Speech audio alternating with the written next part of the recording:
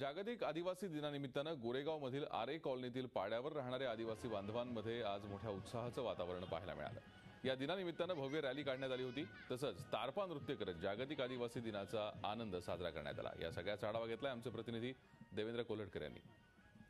9 August हा जागतिक आदिवासी दिन म्हणून ओळखला जातो। त्यामुळे मुंबईमधील प्रामुख्याने आरे कॉलनीमध्ये असणारे आदिवासी बांधव जे आहेत तो हा दिवस साजरा करताना आपल्याला पाहायला मिळतात आहे। पारंपरिक तारपा जे नृत्य आहे किंवा तारपाच्या तालावरती हे सगळं नृत्य करताना ही सगळी आदिवासी मंडळी जी आहेत ती आपल्याला पाहायला मिळते।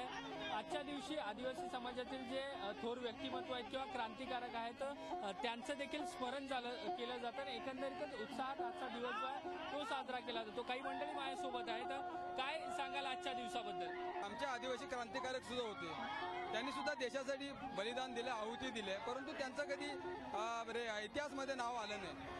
आज आमच्या आदिवासी तरुण काही शिकले, काही युवक शिकले आणि संघटना खास करून श्रमजीवी यांच्या माध्यमातून आम्हाला आमचे क्रांतिकारक आहेत ते कळले आणि त्यांची जयंती म्हणून आणि त्यांचा एक गौरव दिन म्हणून आम्ही आज साजरा करतोय। आज जागतिक आदिवासी दिन आम्ही साजरा करतोय। आधी मुंबईमध्ये आदिवासी नाही असं सांगितलं जाते, म्हणून आम्हाला सरकारला दाखवून द्यायचंय की मुंबईमध्ये इतक्या प्रमाणात आदिवासी आहे। मुंबईमध्ये 222 पाडे आहेत असं सांगितलं जातं आणि आदिवासींचं अस्तित्वच नाहीये, म्हणून ती अस्तित्वाची लढाई आम्हाला दुसऱ्या स्वातंत्र्य दिनी लढायची आहे। म्हणून आज आम्ही हा आजचा कार्यक्रम असा जोरदार साजरा केलाय।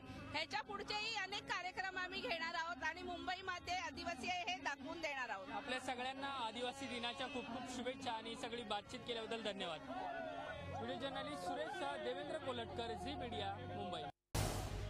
झी 24 तास रहा एक पाऊल पुढे।